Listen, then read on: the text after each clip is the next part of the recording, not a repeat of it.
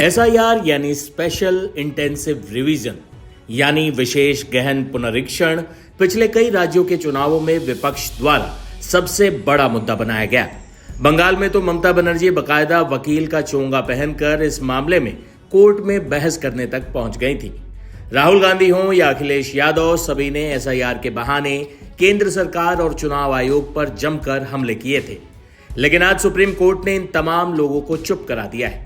Supreme court ने भारत के चुनाव आयोग द्वारा की गई मतदाता सूचियों के विशेष गहन पुनरीक्षण यानी एसआईआर की वैधता को सही ठहराया और टिप्पणी की कि मतदाता एसआईआर स्वतंत्र और निष्पक्ष चुनावों की संवैधानिक अनिवार्यता को आगे बढ़ाता है।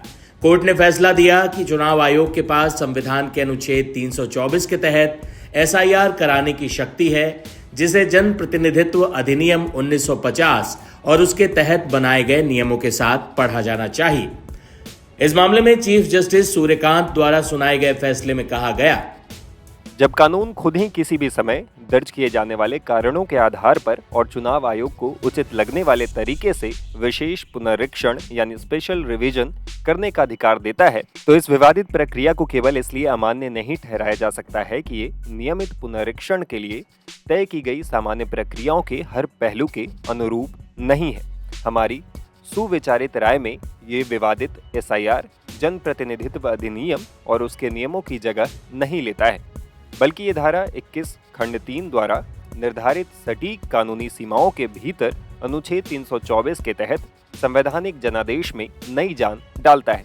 इसलिए ये नहीं कहा जा सकता कि आयोग ने अपनी कानूनी शक्तियों से बाहर जाकर काम किया। एसआईआर के माध्यम से जिस उद्देश्य को प्राप्त करने की कोशिश की जा रही थी, उसका स्वतंत्र और निष्पक्ष चुनाव सुनिश्चित करने के संवैधानिक लक्ष्य के साथ सीधा संबंध था। ऐसे चुनाव केवल मतदान की तकनीकी प्रक्रियाओं पर ही निर्भर नहीं होते, बल्कि वे मूल रूप से मतदाता सूची की सत्यनिष्ठा, सटीकता और विश्वसनीयता पर निर्भर करते हैं, जो लोकतांत्रिक प्रक्रिया की नींव होती हैं। चुनाव आयोग द्वारा दर्ज किए गए कारण, जिनमें पिछले गहन पुनरीक्षण के बाद से 4 दशकों से अधिक का समय बीत जाना, पिछले कुछ वर्षों में बड़े पैमाने पर नामों का जोड़ा जाना और हटाया जाना तथा तेजी से हुए शहरीकरण और प्रवासन के कारण मतदाता सूचियों में नामों के दोहराव और अशुद्धियों की संभावना का पैदा होना शामिल है। इससे स्पष्ट रूप से उसी बुनियादी सत्यनिष्ठा को बनाए रखने के उद्देश्य से थे। कोर्ट ने इस दलील को खारिज किया कि ईसीआई द्वारा अपनाई गई प्रक्रिया जन प्रतिनिधित्व अधिनियम 1950 और मतदाताओं के पंजीकरण नियम 1960 के विपरीत है। कोर्ट ने इस दलील को भी खारिज किया कि इस प्रक्रिया ने उन लोगों की नागरिकता की धारणा को खत्म कर दिया है जिनके नाम पहले से मतदाता सूची में दर्ज है। कोर्ट इस बात की जांच कर रहा है कि क्या ईसीआई के पास संविधान के अनुच्छेद 324, जन प्रतिनिधित्व अधिनियम 1950 और उसके तहत बनाए गए नियमों के तहत एसआईआर को उसके मौजूदा स्वरूप में लागू करने की शक्तियां हैं। बता दें कि कोर्ट ने एसआईआर प्रक्रिया पर रोक नहीं लगाई। ये बिहार, केरल, तमिलनाडु, पुदुचेरी और पश्चिम बंगाल में पूरी हो चुकी है। उत्तर प्रदेश, गुजरात, राजस्थान जैसे कई अन्य राज्यों में अभी भी जारी है। इस प्रक्रिया को जारी रखने की अनुमति देते हुए कोर्ट ने कहा कि वह इस कानूनी सवाल का फैसला करेगा कि क्या ईसीआई के पास इस अभ्यास को करने की शक्ति।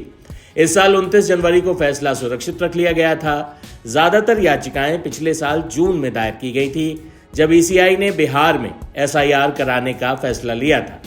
एसोसिएशन फॉर डेमोक्रेटिक रिफॉर्म्स, राजनीतिक कार्यकर्ता योगेंद्र यादव, टीएमसी सांसद महुआ मोइत्रा, आरजेडी के सांसद मनोज झा, कांग्रेस के केसी वेणुगोपाल और एनसीपी की सुप्रिया सुले समेत कई याचिकाकर्ताओं ने एसआईआर के खिलाफ याचिका दायर की थी। लेकिन सुप्रीम कोर्ट ने इन तमाम याचिकाओं को खारिज करते हुए चुनाव आयोग को सही ठहराया है और एसआईआर की प्रक्रिया को भी बिल्कुल सही ठहराया है।